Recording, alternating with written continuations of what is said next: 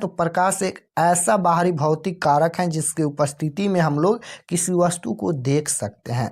यानी प्रकाश जब नहीं रहेगा तो हम किसी वस्तु को नहीं देख सकते हैं। उसके बाद ये पॉइंट आपको याद रखना है कि प्रकाश एक ऊर्जा है। याद रखना है कि प्रकाश क्या है, तो प्रकाश एक ऊर्जा है। ऑब्जेक्टिव में पूछा गया क्वेश्चन है। उसके बाद यहाँ पर कि यह निर्वात में गमन करती हैं। प्रकाश निर्वात में गमन करती हैं।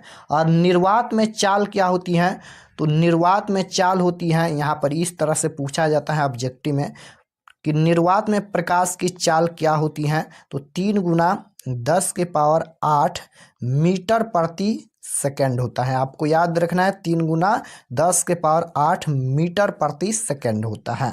उसके बाद प्रकाश सरल रेखा में गमन करती हैं।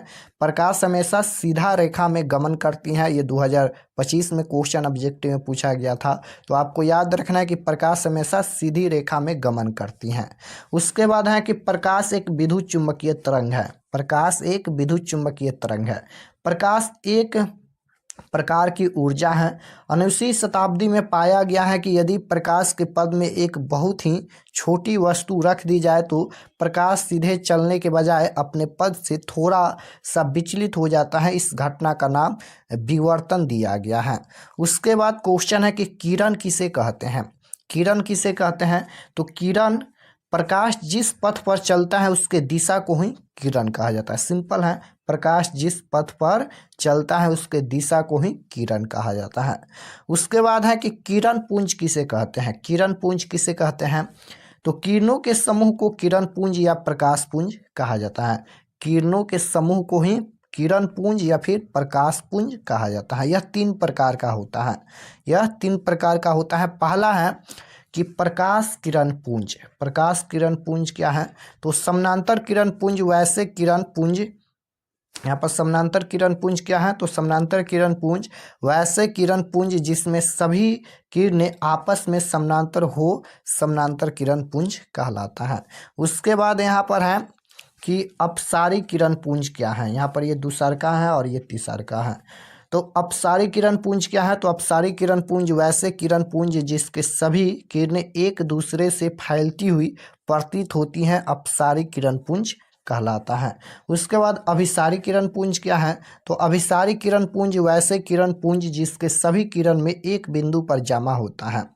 यानी अभिसारी किरण पुंज क्या है, तो अभिसारी किरण पुंज वैसे किरण पुंज जिसके सभी किरणें में एक बिंदु पर जमा होता है। यानी यहाँ पर ये बिंदु हो गया, इधर से प्रकाश आ रहा है, इधर से प्रकाश, इधर से प्रकाश, यानी चारों दिशा से प्रकाश आ रहा है तो उसे, और एक बिंदु पर यहाँ पर मिल रहा है, उसे अभिसारी किरण पुंज कहेंगे।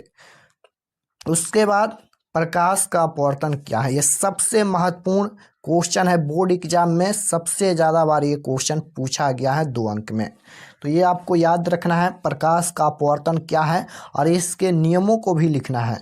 याद रखिएगा कि प्रकाश के अपवर्तन या प्रकाश के 2 नियम होता है। कितना नियम होता है, तो प्रकाश के अपवर्तन पूछे या प्रकाश के परावर्तन पूछे, दोनों का 2 नियम होता है। तो आइए देख लेते हैं कि प्रकाश का अपवर्तन क्या है, उसके बाद इसका नियम को भी देखेंगे। तो इसका आंसर है, उत्तर लिखा गया है कि प्रकाश किरण जब एक पारदर्शी माध्यम से दूसरे पारदर्शी माध्यम में तिरछी प्रवेश करती हैं तो दोनों माध्यमों को अलग करने वाली सतह पर किरण मुड़ जाती हैं। सघन माध्यम में आपतन बिंदु पर अभिलंब की ओर मुड़ती हैं, जबकि विरल माध्यम में अभिलंब से दूर मुड़ती हैं, और इस घटना को ही प्रकाश का अपवर्तन कहा जाता है। प्रकाश का अपवर्तन क्या है, तो प्रकाश किरण जब एक पारदर्शी माध्यम से दूसरे पारदर्शी माध्यम में तिरछी प्रवेश करती हैं तो दोनों माध्यमों को अलग करने वाली सतह पर किरण जो है वह मुड़ जाती हैं। सघन माध्यम में आपतन बिंदु पर अभिलंब की ओर मुड़ती हैं, जबकि विरल माध्यम में अभिलंब से दूर मुड़ती हैं। इस घटना को ही प्रकाश का अपवर्तन कहा जाता है। उसके बाद ये फिगर यहाँ पर देख सकते हो, ये प्रकाश का अपवर्तन का नियम से समझा जाएगा। ये फिगर, ये आपतित किरण है, ये आपतन कोण है, परावर्तन कोण है और ये परावर्तित किरण है, देख सकते हो यहाँ पर। और ये तीनों यहाँ पर एक ही तल पर हैं, देख सकते हो यहाँ पर एक ही तल पर हैं। इसका नियम से समझ आएगा। यहाँ पर प्रकाश के अपवर्तन का नियम है। पहला नियम क्या कहता है, तो आपतित किरण, अपवर्तित किरण तथा आपतन बिंदु पर खींचा गया अभिलंब सभी एक ही तल में होते हैं। अभी हम लोग ऊपर फिगर में देखे हैं कि यहाँ पर अपवर्तित किरण तथा आपतन बिंदु पर, आपतित किरण तथा अपवर्तित किरण तथा आपतन बिंदु पर खींचा गया अभिलंब, ये तीनों जो है एक ही तल पर होते हैं। ऊपर हम लोग फिगर में देखे हैं। तो पहला नियम तो ये हो गया प्रकाश का अपवर्तन का। दूसरा नियम क्या कहता है, तो दूसरा नियम कहता है कि किन्हीं दो माध्यम और प्रकाश के किसी निश्चित वर्ण के लिए आपतन कोण की ज्या तथा अपवर्तन कोण की ज्या का अनुपात जो है वह एक नियतांक होता है, जो अपवर्तनांक कहलाता है, और इसे स्नेल का नियम भी कहा जाता है।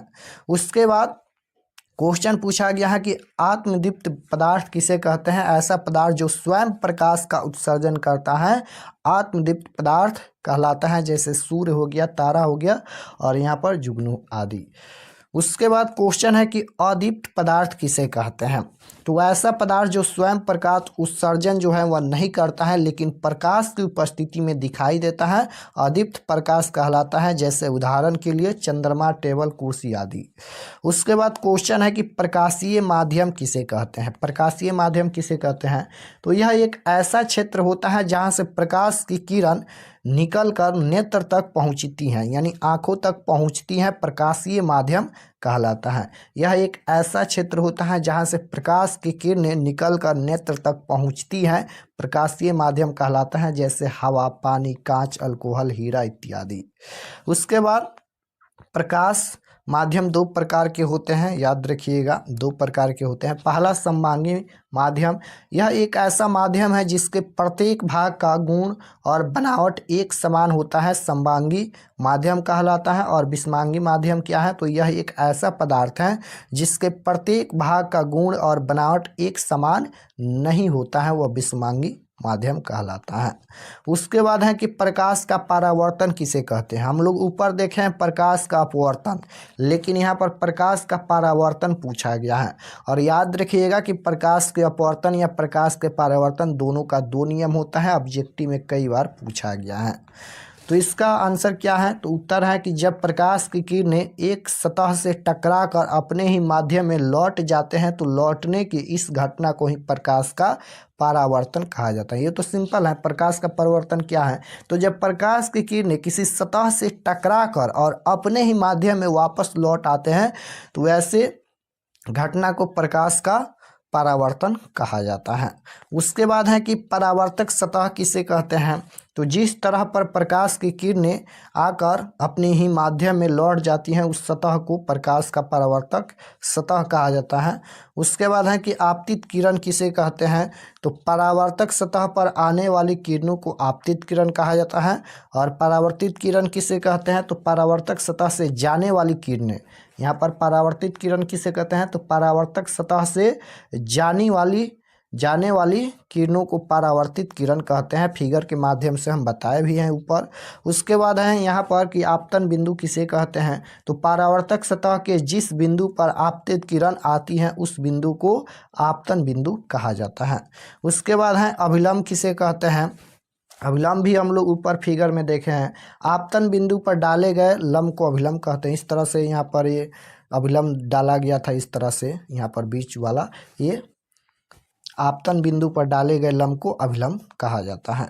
उसके बाद है कि आपतन कोण किसे कहते हैं, तो आपतित किरण और अभिलंब के बीच बने कोण को आपतन कोण कहते हैं। उसके बाद परावर्तन कोण किसे कहते हैं, ये भी फिगर के माध्यम से हम लोग देखे हैं। परावर्तित किरण और अभिलंब के बीच बने कोण को परावर्तन कोण कहा जाता है। उसके बाद विचलन कोण किसे कहते हैं, तो आपतित किरण के बढ़ावे गए भाग से परावर्तित किरण तक जो कोण बनता है उसे विचलन कोण कहा जाता है।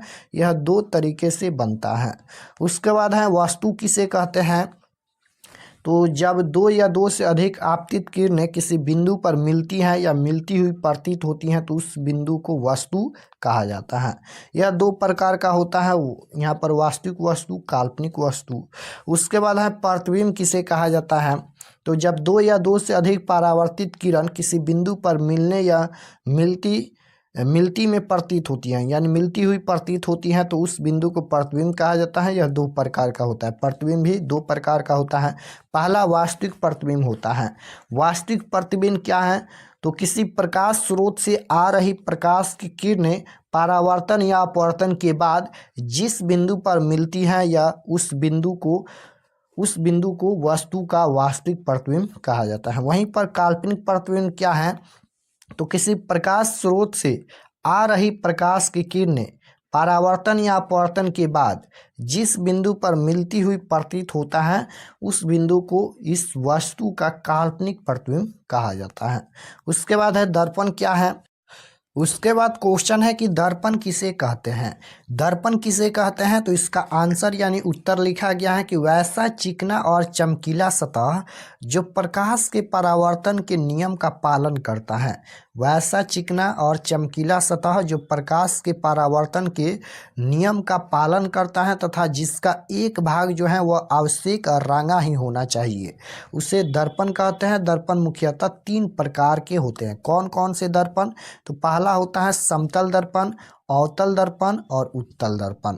उसके बाद क्वेश्चन है कि समतल दर्पण किसे कहते हैं?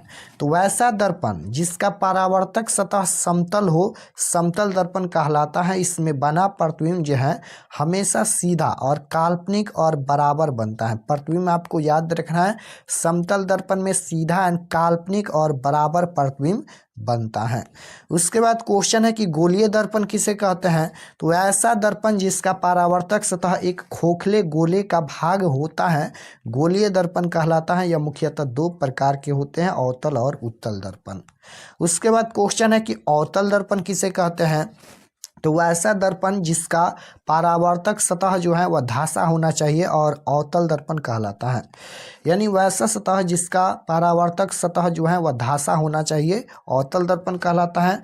वहीं पर उत्तल दर्पण में वैसा दर्पण जिसका परावर्तक सतह उभरा होना चाहिए, उत्तल दर्पण कहलाता है। और यहाँ पर धासा होना चाहिए अवतल दर्पण में। उसके बाद क्वेश्चन पूछा गया है गोलीय दर्पण से संबंधित कुछ महत्वपूर्ण बिंदु क्या हैं? तो यहाँ पर देखिए, पहला है ध्रुव, वक्रता केंद्र, वक्रता त्रिज्या, फोकस और फोकस दूरी, प्रधान अक्ष, द्वारक। उसके बाद यहाँ पर देखिए वक्रता केंद्र किसे कहते हैं? तो दर्पण खोखले गोले का बना होता है और उसके केंद्र को वक्रता केंद्र कहते हैं। इसे सी से सूचित किया जाता है। उसके बाद दर्पण का ध्रुव किसे कहा जाता है? तो दर्पण के मध्य बिंदु को दर्पण का ध्रुव कहा जाता है। इसे पी से सूचित किया जाता है। और वक्रता त्रिज्या क्या है? तो गोलीय दर्पण के वक्रता केंद्र और उसके ध्रुव के बीच की दूरी को वक्रता त्रिज्या कहते हैं। इसे आर से सूचित किया जाता है। उसके बाद अवतल दर्पण का दूसरा नाम क्या है? यह ऑब्जेक्टिव में भी पूछा जाता है। तो अवतल दर्पण का दूसरा नाम क्या होता है? तो अभिसारी दर्पण होता है। और उत्तल दर्पण का दूसरा नाम क्या है? तो अपसारी दर्पण होता है। उसके बाद क्वेश्चन है कि गोलीय दर्पण का फोकस किसे कहा जाता है? तो गोलीय दर्पण के प्रधान उसके समानांतर आती प्रकाश की किरणें परावर्तन के बाद प्रधान अक्ष के इस बिंदु पर मिलती हैं या मिलती हुई प्रतीत होती हैं, उस बिंदु को ही गोलीय दर्पण का फोकस कहा जाता है। इसे एफ से सूचित किया जाता है। फोकस दूरी किसे कहते हैं? तो गोलीय दर्पण की फोकस और ध्रुव के बीच की दूरी को ही फोकस दूरी कहा जाता है। फोकस दूरी किसे कहा जाता है? तो गोलीय दर्पण की फोकस और ध्रुव के बीच की दूरी को फोकस दूरी कहा जाता है। उसके बाद यहाँ पर अवतल दर्पण का फोकस दूरी चिन्ह में कैसा होता है? तो ऋणात्मक होता है, याद रखिएगा, ऋणात्मक। और उत्तल दर्पण का फोकस दूरी कैसा होता है? यहाँ पर सबसे महत्वपूर्ण है, याद रखिएगा। अवतल दर्पण की फोकस दूरी क्या होता है? ऋणात्मक यानी माइनस का होता है। और उत्तल दर्पण की फोकस दूरी क्या होता है? धनात्मक यानी प्लस का होता है। दोनों आपको याद रखना है। गोलीय दर्पण में चिन्ह का निर्धारण कहाँ से किया जाता है? तो ध्रुव से किया जाता है। क्वेश्चन है कि अवतल दर्पण तथा उत्तल दर्पण में वस्तु का दूरी चिन्ह कैसा होता है? तो ऋणात्मक होता है। क्वेश्चन है कि गोलीय दर्पण की फोकस दूरी और वक्रता त्रिज्या में कैसा संबंध होता है? तो याद रखिएगा, दो फार्मूला यहाँ पर हम बताते हैं। एक F बराबर R/2 होता है और एक होता है R बराबर 2F होता है। ये दोनों फार्मूला याद रखिएगा। यह फार्मूला है फोकस दूरी का और यह फार्मूला है वक्रता त्रिज्या का। फोकस दूरी पूछा जाएगा तो इस फार्मूला का यूज करेंगे, वक्रता त्रिज्या पूछा जाएगा तो इस फार्मूला का यूज करेंगे। क्वेश्चन है कि अवतल दर्पण को अभिसारी दर्पण क्यों कहा जाता है? तो अवतल दर्पण के प्रधान के समानांतर आती प्रकाश की किरणें परावर्तन के बाद एक बिंदु पर जमा हो जाती हैं, इसलिए अवतल दर्पण को अभिसारी दर्पण कहा जाता है। उसके बाद क्वेश्चन है हजामत दर्पण के रूप में अवतल दर्पण का उपयोग क्यों किया जाता है? याद रखिएगा कि दाढ़ी बनाने में अवतल दर्पण का प्रयुक्त किया जाता है। क्यों किया जाता है? तो जब अवतल दर्पण में वस्तु को फोकस और ध्रुव के बीच रखा जाता है तो इसका प्रतिबिंब जो है वह दर्पण के पीछे बड़ा और सीधा और काल्पनिक प्रतिबिंब बनता है।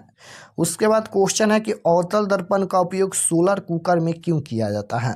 तो अवतल दर्पण का उपयोग सोलर कुकर में क्यों किया जाता है? तो जब प्रकाश की किरणों को प्रधान अक्ष के समानांतर भेजा जाता है तो परावर्तन के बाद फोकस पर जमा हो जाती है। इस गुण के कारण ही अवतल दर्पण का उपयोग सोलर कुकर में किया जाता है। उसके बाद क्वेश्चन है कि गाड़ियों की हेडलाइट में अवतल दर्पण का उपयोग क्यों किया जाता है? तो जब प्रकाश की किरण को फोकस से भेजा जाता है तो वह प्रधान अक्ष, यहाँ पर अक्ष हो जाएगा, अक्ष के समानांतर हो जाती हैं। इस गुण के कारण अवतल दर्पण का उपयोग गाड़ियों की हेडलाइट में किया जाता है। उसके बाद क्वेश्चन है कि किसी गोलीय दर्पण में बना प्रतिबिंब कैसा होता है? तो किसी गोलीय दर्पण में बना प्रतिबिंब, इसका अर्थ है कि वह अवतल दर्पण होगा। और किसी गोलीय दर्पण में बना प्रतिबिंब 4 गुना है तो इसका अर्थ है कि वह अवतल दर्पण होगा। उसके बाद है कि किसी गोलीय दर्पण में बना प्रतिबिंब दर्पण के पीछे बनता है एंड बड़ा बनता है तो वह भी अवतल दर्पण होगा। उसके बाद है कि किसी गोलीय दर्पण में बना प्रतिबिंब सीधा एंड छोटा बनता है। याद रखिएगा, सीधा एंड छोटा बनता है तो उत्तल दर्पण होगा। उत्तल दर्पण में कैसा प्रतिबिंब बनता है? तो सीधा एंड छोटा बनता है। और अवतल दर्पण में, किसी गोलीय दर्पण में बना प्रतिबिंब दर्पण के पीछे एंड बड़ा बनता है तो अवतल दर्पण होगा। उसके बाद क्वेश्चन है कि अवतल दर्पण, उत्तल दर्पण एंड समतल दर्पण की पहचान स्पर्श करके एंड बिना स्पर्श किए हुए कैसे करते हैं? तो मेज पर रखे 3 दर्पणों को बारी बारी से स्पर्श करने पर पता चलता है कि जिसका परावर्तक सतह घाटा नहीं, धासा है वह अवतल दर्पण है। और जिसका परावर्तक सतह उभरा हुआ है, यहाँ पर धासा हम लिख देते हैं, आप लोग लिख लीजिएगा, ये जो है टाइपिंग में गलत हो जाता है। तो याद रखिएगा कि जिसका परावर्तक सतह धासा हुआ है वह अवतल दर्पण होगा और जिसका परावर्तक सतह उभरा हुआ है वह उत्तल दर्पण होगा और जिसका परावर्तक सतह समतल होता है वह समतल दर्पण होता है। उसके बाद क्वेश्चन है कि उत्तल लेंस को अभिसारी लेंस क्यों कहा जाता है? तो उत्तल लेंस पर जब प्रकाश की समानांतर किरणें आपतित होती हैं तो लेंस से अपवर्तन के बाद ये समानांतर किरणें एक बिंदु पर मिलती हैं। इससे स्पष्ट होता है कि उत्तल लेंस समानांतर किरणों को अभिसारित करता है। इस गुण के कारण ही इसे अभिसारी लेंस कहा जाता है। उसके बाद क्वेश्चन देखिए पूछा गया है कि उत्तल लेंस एंड अवतल लेंस में क्या अंतर है? तो यहाँ पर अंतर लिखा गया है। सबसे पहले ये फिगर भी आप लोग पहचान लीजिएगा, उत्तल लेंस का फिगर ये है और यहाँ पर अवतल लेंस का फिगर ये है, याद रखिएगा। तो उत्तल लेंस में क्या होता है? पहला नंबर अंतर है कि इसके किनारे का भाग पतला और बीच का भाग मोटा होता है। देख सकते हो आपके सामने है, यहाँ पर इसके किनारे का भाग जो है वह पतला होता है और बीच का भाग मोटा होता है। यहाँ पर देखिए बीच का भाग क्या है? तो मोटा है और किनारे का भाग पतला है। वहीं पर अवतल लेंस में क्या है? तो अवतल लेंस में इसके किनारे का भाग जो होता है वह मोटा होता है और बीच का जो भाग होता है, यहाँ पर देख सकते हो ये बीच का भाग क्या होता है? पतला होता है। दूसरा नंबर है उत्तल लेंस में कि इसमें वस्तु से बड़ा प्रतिबिंब बनता है। उत्तल लेंस में वस्तु से बड़ा प्रतिबिंब बनता है और अवतल लेंस में इसमें वस्तु से छोटा प्रतिबिंब प्राप्त होता है। उसके बाद है उत्तल लेंस में कि इसमें वास्तविक और काल्पनिक दोनों प्रकार के प्रतिबिंब बनते हैं और अवतल लेंस में इसमें केवल काल्पनिक प्रतिबिंब बनता है। इसमें उल्टा प्रतिबिंब बनता है उत्तल लेंस में और अवतल लेंस में इसमें सीधा प्रतिबिंब बनता है। यह अपवर्तित किरणों को अभिसारित करता है और यह अपवर्तित किरणों को अपसारित करता है। उसके बाद क्वेश्चन है कि सरल सूक्ष्मदर्शी क्या है? किरण आलेख खींचे। सरल सूक्ष्मदर्शी क्या है? किरण आलेख खींचना है। तो सरल सूक्ष्मदर्शी वह युक्त है जिससे छोटे बीम का आवर्धित प्रतिबिंब प्राप्त किया जाता है। सरल सूक्ष्मदर्शी के रूप में एक उत्तल लेंस का उपयोग होता है। सरल सूक्ष्मदर्शी के रूप में किसका उपयोग होता है? तो उत्तल लेंस का उपयोग होता है।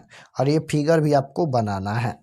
उसके बाद क्वेश्चन है कि प्रिज्म से होकर प्रकाश के अपवर्तन का नामांकित किरण आलेख खींचे। ये सभी क्वेश्चन पूछा गया क्वेश्चन है और ये महत्वपूर्ण क्वेश्चन है, तो ये सभी आपको लिख कर याद कर लेना है। इसका PDF हम अभी सेंड कर देंगे। तो इस तरह से फिगर बना लीजिएगा। प्रकाश का अपवर्तन का नामांकित आलेख कुछ इस प्रकार से है। यहाँ पर आपतित किरण, विचलन किरण, प्रिज्म का कोण, निर्गत किरण, अपवर्तित किरण, आधार, इस तरह से बना लीजिएगा। तो आज के क्लास में हम लोग इतना क्वेश्चन देखे हैं। इसका PDF हम सेंड कर देंगे और ये सभी क्वेश्चन को आप लोग बुक पर लिख कर ज़रूर आप लोग याद कर लीजिएगा, पढ़ लीजिएगा। और इसका जितना भी ऑब्जेक्टिव क्वेश्चन है कल के क्लास में हम बता देंगे, तो आप लोग ज़रूर ज्वाइन कीजिएगा। कल के क्लास में इस चैप्टर में जितना भी महत्वपूर्ण ऑब्जेक्टिव क्वेश्चन है सभी क्वेश्चन हम कल के क्लास में पढ़ाएंगे। तो अगर आप लोग इस चैनल पर नए होंगे तो चैनल को ज़रूर सब्सक्राइब कर लीजिएगा ताकि आने वाले नेक्स्ट क्लास आपके पास ज़रूर पहुँचे। तो मिलते हैं नेक्स्ट क्लास में, तब तक अपना स्टडी कीजिए। आप सभी को धन्यवाद।